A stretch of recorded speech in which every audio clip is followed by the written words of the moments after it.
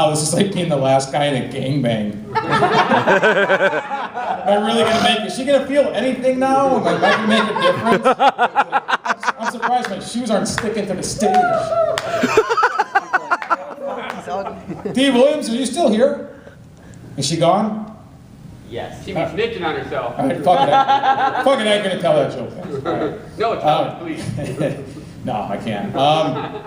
Who was talking about passion parties? Was that you, Jason? It's Crutzer. Crutzer, passion parties? I dated a girl one time, she invited me to her passion party. And I'm thinking, wow, this is gonna be awesome. Like, this cool, man. Like, this chick wants me to come to her passion party.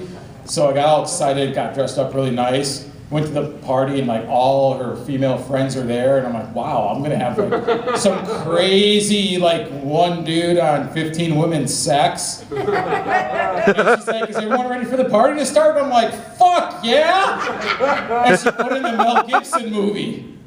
And I'm like, God, you bitches get off to some weird shit. I thought it was weird when I jerked off to Rosie O'Donnell, but now I don't feel so bad. But I was going to talk about drinking tonight too, so I will. You know, I have a lot of friends of mine. They're trying to get me to cut down, and they're like, dude, you don't need to drink to have a good time. And I'm like, well, no shit. You need to drink to have a great time. I'm like, you haven't had a good, thank you. You haven't had a good time until you woke up on the couch and there's like smoke in your apartment because there's a frozen pizza burning in it. And the smoke alarm's going off and you're running over and you're still naked and you're running over to the oven and you're taking a dish towel and you're waving it, trying to dissipate the smoke, and then someone's pounding on the door and you're like, Jesus Christ, you go open the door and you're like, what? And you hear this little voice say, Mr. Bonin, do you want to buy some Girl Scout cookies? And then you feel really shitty, so you buy like 100 boxes. They also try to point out, they're like, well, dude, aren't you sick of getting hungover? I'm like, no, I can handle a hangover. It's not that bad. Just like I can handle going to the doctor and getting a shot of penicillin every time I don't wear a condom when I pick up a hooker.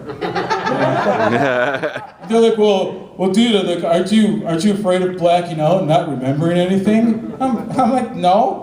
Do you really think I want to remember that 300-pound chick I picked up at the bar last night? Do you really think I want that rolling around in my memory banks? I'm like, I don't want to remember that she was so large I couldn't find the wet spot, so I had to roll her in flour. I mean, no.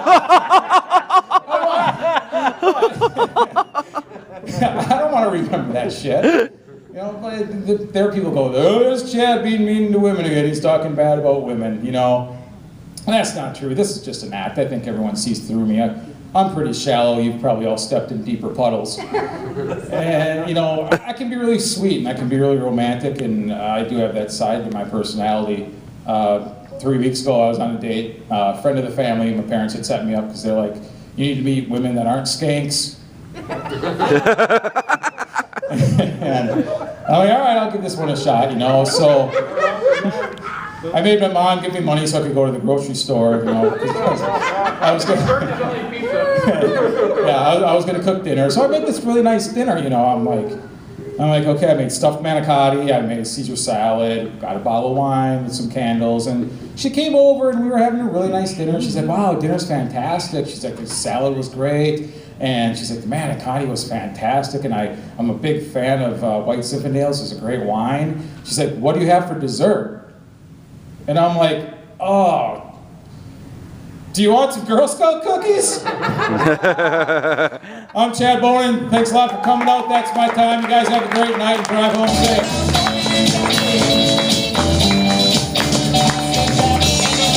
Keep it going for Chad.